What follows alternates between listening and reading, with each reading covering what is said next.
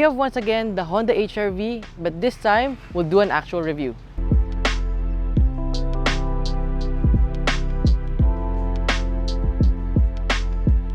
The 2022 Honda HR-V was launched earlier this year with a complete redesign, and so far mukhang well-received naman siya sa market natin. This one we have is a 1.5V turbo CVT Honda Sensing variant, and it's priced at a little less than 1.6 million Philippine pesos, which already undercuts the Toyota Corolla Cross. Anyway, looking at the exterior, we have a much sleeker front fascia with this slim full LED headlights and then this large mesh grille. This is what mainly sets this apart sa lower variant in terms of looks. Also, meron din tayong LED fog lights and a sportier bumper.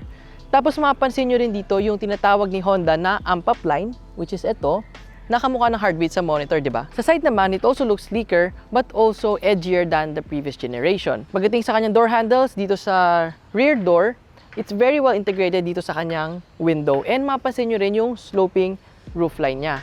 And what we're not a big fan of are the 17-inch wheels. They look too basic. So these are 17-inch gunmetal gray alloy wheels wrapped in 215/60 Goodyear tires. The rear is what we really love with its wrap-around LED taillights, which look really good at night. Kaya lang, we just wish na they went full LED na dito. Tapos, meron din siyang dual exhaust. And then, opening the tailgate, you have enough space to put around 4 small pieces of luggage. Really decent na yung space dito. Plus, meron ka pang cover na nakamount dito sa tailgate mismo. Finally, napansin nyo ba yung color niya? It's called Premium Opal White Silver Pearl, and it really looks amazing lalo na kapag naarawan siya. Para siyang white na silver na yellow. Inside, the HR-V gets a more squared out look, but is surely better than before, lalo na when it comes to comfort. Materials are decent with hard touch plastics around and a handful of soft touch surfaces. Kaya nga lang downgrade to compared sa previous generation kasi yun, puro soft touch leather around. Pero still, maganda pa rin naman yung quality ng materials na dito. We also love the design of the steering wheel kasi it looks good, tapos it's nice to hold. And then, tilt and telescopic siya, plus yung horn niya, very muscular. Tapos yung sa instrument cluster, we have the same one like yung sa CT and sa Accord na half digital and half analog. So, okay naman to. Maganda yung digital display niya. Yung mga information na kailangan mo, the important ones, nandito siya and it's easy to read. Kaya nga lang, sana binuo na nila for this variant. Pero okay na rin naman to. Then, moving on sa infotainment system natin, we have the same 8-inch infotainment system with that of the Honda City. So, ano siya? Very basic. Tapos yung graphics lang niya na parang hindi gaano match for this vehicle. Pero yan, meron naman siyang mga buttons here. Very responsive naman siya kahit papano. Tapos para lang siya yung lumang CRT TV kasi meron siyang box pa dito sa likod. And maganda dito, meron siyang Apple CarPlay and Android Auto. So talagang dali lang siyang gamitin. And then, moving down here, meron tayong single zone automatic climate controls na typical na kay Honda, same siya kay CT, sa Civic, and sa Accord. And again and again and again, sinasabi ko na napaka-satisfying gamitin tong knob na to. Tapos, ang maganda pa dito is that same siya sa Accord na nag-change yung color niya dito. Nagiging blue kapag bumababa yung temperature or pag tinitwist mo papunta sa higher ones, nagiging red siya. So, that's nice. And then, dito sa baba, meron kang storage here. Then you have 2 USB ports, isang fast charging, and then may another storage ka dito. Tapos mayroon kang 12-volt power outlet, your shifter, your 2 cup holders, and then you have drive mode selector, your hill descent control button, and your electronic parking brake with auto hold or brake hold function, ang tawag nila here. Then you have this center armrest na may decent size na storage. Tapos pagdating naman sa seats, the seats are good. Maganda siya kasi it's very comfy and well supportive siya kahit hindi mo kang ganun. Tapos maganda din yung quality ng leather niya, which is, ito actually, medyo same siya sa CT. And ang maganda dito is mas improve na yung headrest niya for the turbo. So, ang kulang na lang dito is power adjustment. So now, dito na tayo sa second row and sobrang nagsishine siya kasi para ka na sa premium economy. Tignan mo yung legroom ko. Ayan, tapos footroom. Talagang maluwag yung space here. Tapos pagdating sa headroom, sakto lang siya. Siguro medyo kulang siya for taller people. Pero I'm 5'5", so ito na yung space ko dito. Tapos, we have 2 back pockets here and meron pa tayong separate pocket for lalagyan ng phones.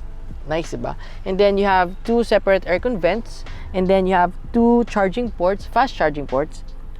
And then, meron tayong storage here. Tapos, we have cup holders on both doors. Tapos, meron pa tayong 2 cup holders dito sa center armrest. And, ang maganda dito is ULT yung seats ng Honda. So, U for utility. So, sa utility, kasi itong dalawang to, pwede natin i-fold flat. Ayan. Ganyan siya. So, yung isa, pag na-fold mo, flat din. Tapos, yung L stands for long. So, meaning, itong dalawa, pwede mo silang i-fold down. So, ito, po-fold mo na ganyan, tapos ito, mapo-fold mo siya patalikod. So, yun yung long. And then, yung T is for tall, meaning, you can lift the seats up. So, ayan siya. Ayan, hilain mo lang. So, yan. Nakaganyan na siya. So, yun yung ULT ng Honda, which is very, very nice. Ang galing, di ba? Yan, nakalock na. So, I've already driven this before sa loob ng Honda facility and we were impressed with it. And ganoon din naman kahit sa actual roads. So, under the hood of the HR-VV is powered by the same 1.5 liter VTEC turbo ng sa Civic. And it produces 175 horsepower and 240 Nm of torque paired to an earth-rim CVT. And many will say na hindi pa rin ito kaya talunin yung Geely Coolray. Pero what this gives us is refinement. So, it accelerates in a very linear manner and wala ka talagang mafe-feel na lag. Talagang very smooth siya thanks to the CVT.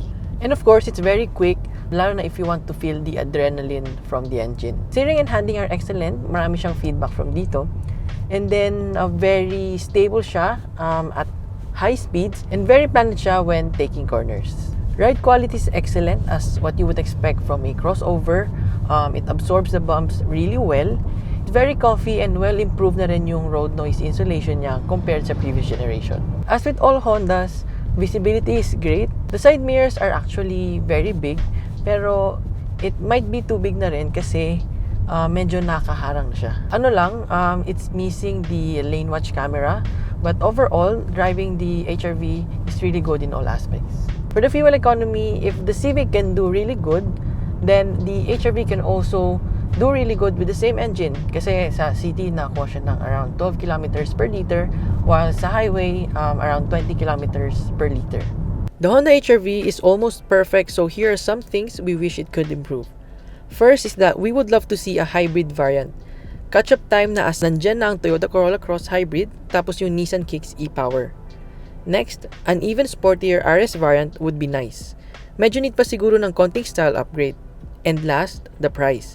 Mas worth it siguro to if it was around 100 to 200,000 pesos cheaper. Here naman are 3 things we love. First is the performance. Very comparable sa Geely Coolray yung engine specs, pero this one just really works a lot better. Iba pa rin. Next, practicality.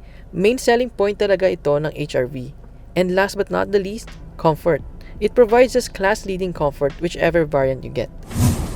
The Honda HR-V offers great comfort, practicality, and performance. And it's really good as it is, kahit na medyo mahal siya.